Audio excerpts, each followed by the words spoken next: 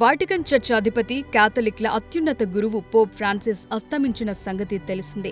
అయితే ఆయన అనంతరం క్యాథలిక్లకు ప్రాతినిధ్యం వహించేది ఎవరన్న సందేహాలు చాలా మందిలో నెలకొన్నాయి. ఇంతకాలం ఆపన్నులకు హస్తం అందించిన పోప్ ఫ్రాన్సిస్ వయసు 88 ఏళ్లు. తీవ్రమైన శ్వాసకోశ సమస్యలు, కిడ్నీ వ్యాధితో బాధపడుతూ తుది శ్వాస విడిచారు. ఆయన మరణం యావత్ ప్రపంచాన్నే దిగ్భ్రాంతికి గురిచేసింది. ఈ క్రమంలోనే ఆయన అంత్యక్రియలకు ఏర్పాట్లు చేస్తున్నారు. ఈ అంత్యక్రియలు 3 దశల్లో జరగనున్నట్లు తెలుస్తోంది. పోప్ ఫ్రాన్సిస్ బ్రతికి ఉన్నప్పుడు తన అంత్యక్రియలు ఎలా నిర్వహించాలో చెప్పినట్లు సమాచారం. సాంప్రదాయాలకు భిన్నంగా చాలా సాధారణంగా నిర్వహించాలని పోప్ ఫ్రాన్సిస్ కోరుకున్నట్లు అక్కడి ప్రతినిధులు చెప్తున్నారు.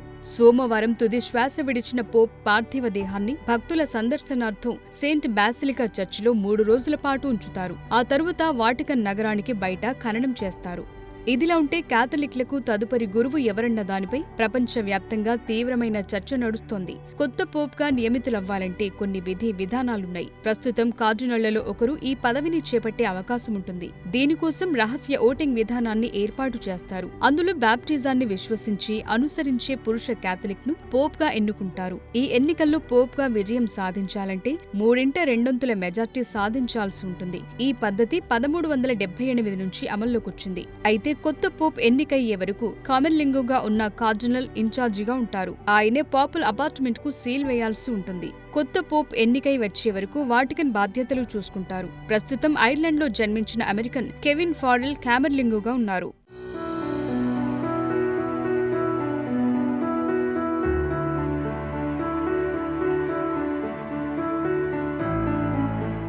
ప్రస్తుతం మరణించిన పోప్ సంతాప దినాల తరువాత కార్డినల్ సమావేశముంటుంది. ఇందులో 80 ఏళ్లలోపు వయసున్న కార్డినళ్లు కొత్త పోప్ను ఎన్నుకుంటారు. ప్రస్తుతం 80 ఏళ్లలోపు వయసున్న కార్డినళ్ల సంఖ్య 135గా ఉంది. అయితే ఎంతమంది ఉన్నప్పటికీ నిబంధనల ప్రకారం 120 మందికి మాత్రమే ఎన్నికల్లో పాల్గొని ఓటు హక్కు వినియోగించుకునే అవకాశముంటుంది. సిస్టిన్ చాపెల్లో జరిగే ఓటింగ్లో పాల్గొనే ప్రతి కార్డినల్ సమావేశంలో చర్చించిన అంశాలను రహస్యంగా ఉంచుతానని ప్రమాణం చేయాలి. ఆ తరువాత రహస్య ఓటింగ్ విధానంలో ఎన్నిక జరుగుతుంది. ఒకవేళ ఈ నిబంధన ఉల్లంఘించినట్లయితే వారిపై అనర్హత వేటు పడుతుంది. అప్పుడు ఓటు వేసేందుకు అర్హత కోల్పోతారు. ఇక పోప్ ఎన్నిక కోసం జరిగే ఓటింగ్ విధానం చాలా భిన్నంగా ఉంటుంది. తొలి రోజు ఎవరికి సరైన మెజార్టీ రాకపోతే 2వ రోజు నుంచి ఎన్నికయ్యే వరకు ప్రతిరోజు 4 రౌండ్ల చొప్పున ఓటింగ్ జరుపుతారు. ఈ క్రమంలో ఎవరికైతే మెజార్టీ వస్తుందో వారు నూతన పోప్ గా బాధ్యతలు స్వీకరించేందుకు 15 నుంచి 20 రోజుల పాటు ప్రాసెస్ జరుగుతుంది. ఈ ఓటింగ్ ప్రక్రియలో ఎన్ని రోజులు జరిగినా ఎవరికి మెజార్టీ రాకపోతే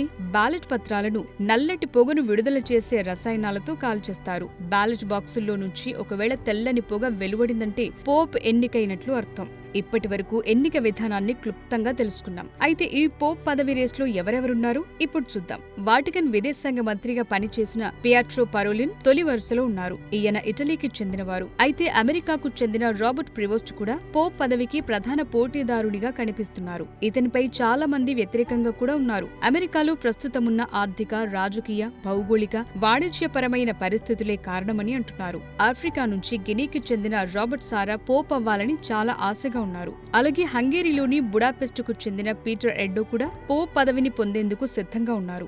ఇతనికి ఐరోపాకు చెందిన పలువురు కార్డినళ్ల బలముంది. 2013లో వాటికన్ బయటి ఆర్థిక వ్యవహారాలను చూసుకుని రీన్హార్డ్ మార్క్స్ కూడా రేస్లో ఉన్నారు. ఆయనకు గతంలో పోప్ ఫ్రాన్సిస్ ఈ బాధ్యతలను అప్పగించారు. ఇతను జర్మనీలోని మ్యూనిక్కి చెందినవారు.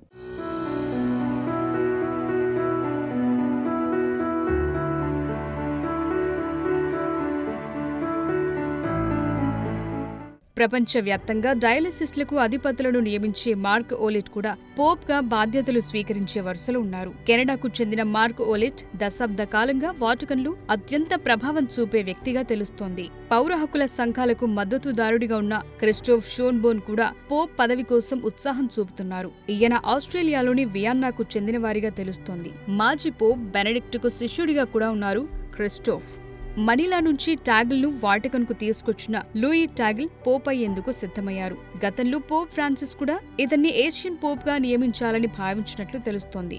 లూయి టాగిల్ ఫిలిప్పీన్స్ కు చెందిన వ్యక్తి. వీరందరితో పాటు ఇటలీకి చెందిన మాటియో జుప్పి కూడా పోప్ రేస్లో ఉన్నారు. గతంలో మొజాంబిక్ అంతర్యుద్ధానికి స్వస్తి పలకటానికి ఈయన చాలా కృషి చేశారు. ఇలా వాటికన్ చర్చి అధిపతి కాథలిక్ల అత్యున్నత గురువు పోప్ స్థానాన్ని కైవసం చేసుకోవటం కోసం సుమారు 10 మంది వరకు రేస్లో ఉన్నట్లు స్పష్టమవుతోంది. వీరందరూ ఏదో రకంగా అత్యున్నత స్థాయి కలిగి ప్రజాదరణ కలిగిన వ్యక్తులే కావటం విశేషం. మరి ఎవరికి ఈ పీఠం దక్కనుందో తెలియాలంటే 10 నుంచి 20 రోజులు వేచి చూడక తప్పదు.